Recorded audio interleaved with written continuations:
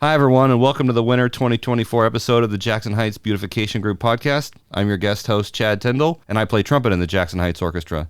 Today, we're joined by Alex Wen, the Interim Artistic Director of the Jackson Heights Orchestra for the 2023-2024 season. Alex, welcome to the show. Thank you again for having me. It's always wonderful to ruminate, chat a little bit about the program. We're excited about it, so it's coming up soon. Yeah, let's start with a quick promo for the upcoming Jackson Heights Orchestra concert, which will be held on Wednesday, March 13th at 7:30 p.m. at St. Mark's Episcopal Church in Jackson Heights. There is no admission fee. As a community orchestra, our mission is to make great music accessible to all members of the community. We'll talk more about that concert program later in the show, but for now, don't forget to mark your calendars and see the website jhorchestra.org for details on donating to support the orchestra so we can keep making this music available to everyone. All right, Alex, let's jump right in. Why don't you tell us about the theme for this concert that's coming up? So this theme for this concert really highlights the lineage of many of the great American composers that we know and love. Copland, Duke Ellington, we have Harry T. Burleigh, which, might be new for some people as well, too, but it harkens back to Dvorak, and that's how we center this program with his 8th Symphony. We'll talk about Dvorak, I think, in a little bit because he's not an American composer, and so it's interesting to understand how he fits into this whole picture. But I think this idea was really pulled together. This program was really inspired by thinking back to my own mentor and conducting teacher, the late Maurice Perez. New Yorkers might know him as one of the first assistants at the New York Philharmonic with Leonard Bernstein, but for me, he was my teacher here at Queens College at the Copland School of Music. Just gonna throw that in right there too. But he wrote his final book, From Dvorak to Duke Ellington, which really traced this lineage of mentorship and inspiring the American sound by looking within. And it really starts tracing that journey from Dvorak's very impactful several years he spent in the States and the effect that it had on composers in New York and their own students. And ultimately, that leads down to the composers we have on the program. When you say looking within, what do you mean? Yeah, so much of that time became European-centric, and many even composers, even Black American composers in the 1800s were looking towards Europe for that golden shine of classical music that we know. However, he started to encourage, as he became a composition teacher and as a artistic director of the National Conservatory of Music here in New York, actually. It's a great connection.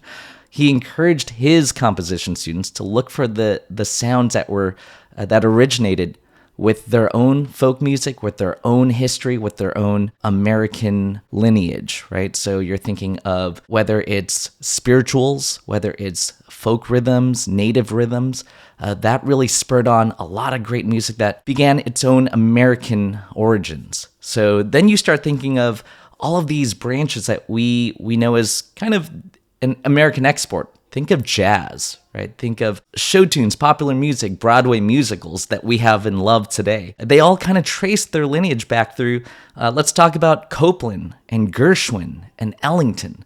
Now, I love this program because those names I just mentioned, these are 3 lineages that we often think of as very American. Their teachers, those names I mentioned, their teachers were mentors like Harry T. Burleigh, who wrote some spirituals we're going to listen to tonight, arranged for strings and our wonderful soprano, Clara Myers McCormick. His own teacher was Dvorak. We also have Duke Ellington's mentor and teacher, Will Marion Cook, who was also mentored by Dvorak. Copland, George Gershwin, their teacher, Reuben Goldmark, another student of Dvorak. Wow. So look at this ripple effect, right? Pretty thankful that Dvorak made a quick trip here, but was also open enough to encourage them to find their own sound and not from some European-centric symphony that has always been. So we always think of Dvorak and his New World Symphony that he wrote to kind of celebrate his time here, which is not what we're doing here. We're doing Dvorak's number 8. Is that because the New World Symphony is played so often and we wanted to do something different? Is there a connection to America with the 8th Symphony that we're playing? We do hear the 9th Symphony a lot, the New World Symphony. I was pretty deliberate about choosing the 8th because not only is it great music, it was written a year or two before he came to America. I wanted to actually go back to a time where he connected it to home. He was pretty homesick, I think, while living in New York, but, it also harkens back to a lot of his own home folk music. And there's a great connection between this idea of origins and folk music and folk rhythms, very bohemian, right? So he used a lot of that in his Eighth Symphony, but it is just so close to his time coming to New York. That's the connection there. I think audiences everywhere deserve to hear a little something different from Dvorak too.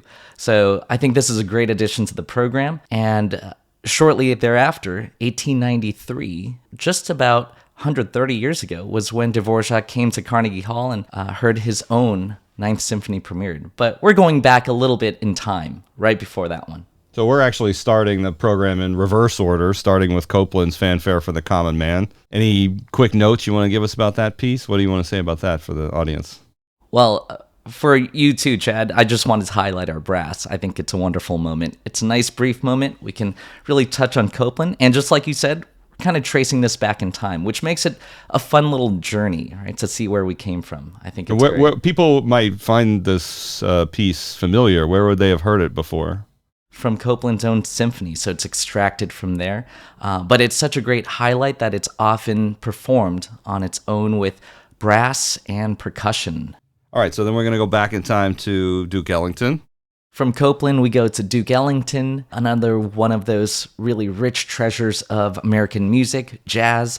And we have a great medley that's put together for orchestra. We get to showcase a few different tunes. So that's going to be really popular. Again, such a different contrast, right, between Copland, Ellington, and Burleigh. But they all have that lineage in common. Yeah, there'll be a nice variety here. And I think people will definitely recognize some of the Ellington pieces, if not all of them. We'll swing a little bit, works. Yeah. Yeah, we'll have a swinging orchestra.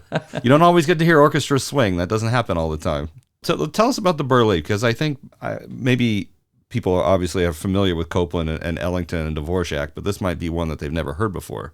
So Harry T. Burleigh brings us a lot of great spirituals, oftentimes arranged for piano and voice. Here we found a great arrangement for strings and voice, and we have the wonderful soprano, a wonderful friend, Claire Myers McCormick, joining us, local Queens resident as well. Nice. But we love having the chance to showcase some different voices, not just instrumentalists, but vocalists like herself too.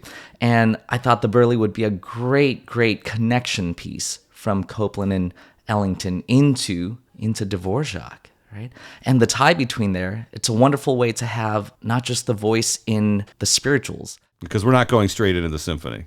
Exactly. And what's that bridge? We have this another little gem, I like to think, the Dvorak biblical songs. Now, there are 10 different song movements. We're doing 4 of them as a great little selection that highlights part of the orchestra with Claire singing. And so that's another great tie into the Dvorak symphony right there. Good. And so we'll transition from Burleigh to the Dvorak Symphony with this biblical songs. I don't want to call it an interlude, but it's relatively short, right? They're short, yeah. They're a couple minutes each. And it gives a little different ring. And something that's really nice you'll hear is the accompaniment with harp. We have our harpist joining us as well with a couple horns and trumpets too. So it's a different sound. It's a little bit of a change. But I like that we're growing from the strings with Burleigh to the reduced orchestra, and then we've got our symphony coming up. And it's a massive work with a lot of everything. I mean, it's a huge work for brass, of course, but all the instruments, really. Did you want to talk about any of the themes of the Symphony No. 8 or anything that people should be listening for? So with Dvorak's Eighth Symphony, there's a lot of melancholy for home, I like to think of this. Now, he's about to embark on a journey to America, but this gives us a chance to see a lot of those folk songs that he wrote and the things that he loves most, too. It starts out with this first movement with a beautiful, beautiful clarinet bassoon, and really, you hear the cello most prominently in that opening exposition.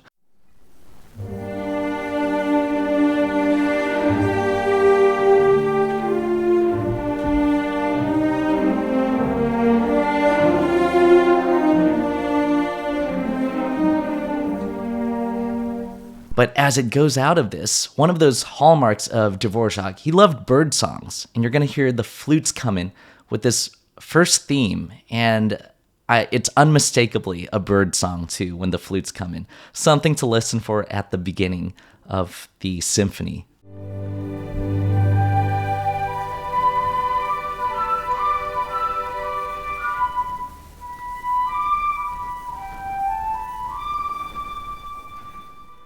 Something that it reminds me of also is how pastoral a lot of this music is, too.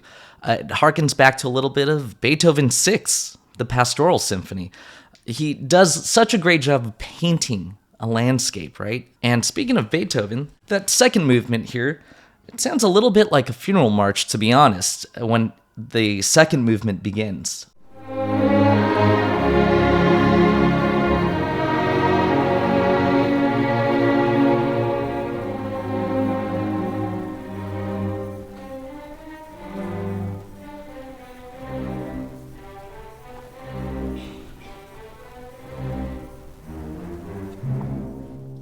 And there's a really great tie-in here with Beethoven's Third Symphony, also in this kind of march, this sense of C minor.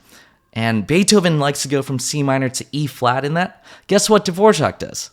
He flips it. He goes from E flat to C minor. Oh. I think he was thinking back a little bit here. So is that like a conscious homage, you think, to Beethoven? There's a bit of an homage there too, and it's very similar. So we try to bring out this contrast because Dvorak's second movement goes from this somber march into a cheerful bohemian folk song. Back and forth, back and forth, back and forth. So you'll hear that in the second movement as well. Now, I think the audiences are going to love the third and fourth movement, and this is as bohemian as it gets. Dvorak takes us into quite a waltz here, a waltz and a trio, pretty standard for your symphony. I think of the fourth movement as just, as you put it, a joyful, bang, just to end things and wrap it up, and it is just pure joy, and I think you put it best. The brass get a lot to do in this one, don't they? I asked Julia Cohen, the JHO brass coordinator and principal trumpet player, how she felt about the repertoire in this concert, and here's what she had to say. The brass parts in this repertoire are really, really interesting. They move from heroicism to reverence to an easygoing cool.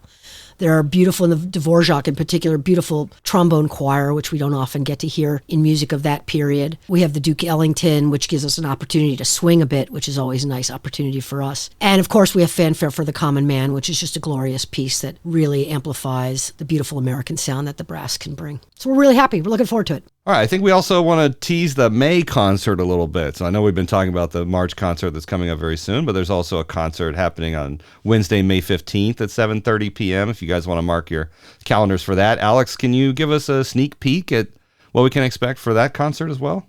Yeah, our May concert's going to be a fun one, kind of centering around the idea of secrets and enchantments, right? And we have such a great variety of composers, from Manuel de Falla. We have this Danza Ritual de Fuego, the fire dance, and Ravel's beautiful, enchanting Mother Goose Suite. We're going to do a couple movements from there to really, really get the inspiration going. I'm excited to have Dan Olsen join us to do the Mozart Clarinet Concerto. It's going to be a wonderful solo moment for the clarinet featuring Dan Olsen. And we end with Elgar's Enigma Variations. Now, Elgar's Enigma Variations takes us on a different kind of journey, one where we get to discover and unfold his friendships and relationships through cryptic and secret coded themes and figures, all written in music. And it's almost like a little puzzle that he's created for us, a puzzle box to unfold. I think this is one of the wonderful pieces in the repertoire that allow us to follow a composer's journey and to really get into not just their own lives, but the lives of people around them. And it's such an interesting movement-to-movement, play-by-play that the orchestra is going to have a lot of fun with, too. Awesome. Well, that sounds really fun, and I think that maybe we'll dive into the Enigma variations and the puzzle pieces and all of that on the next episode a little bit. What do you think? Sounds great. Thank you, Alex, for joining the show today. For more information about the Jackson Heights Beautification Group, our website is jhbg.org. And we are at JHBGNY on Twitter, Facebook, and Instagram. You can also sign up for the mailing list to receive email announcements of upcoming events and programs. The Jackson Heights Orchestra is at Jackson Heights Orchestra on Facebook and at JH Orchestra on Twitter and Instagram. Our website is jhorchestra.org, where you can see our upcoming schedule. We are dependent on donations and support from community members to continue bringing this great music to Jackson Heights, and we greatly appreciate any support you can give. Once again, our next concert will be held on Wednesday, March 13th at 7:30 p.m. at St. Mark's Episcopal Church in Jackson Heights, and we hope to see you there. Thank you, everyone. Hope to see you soon.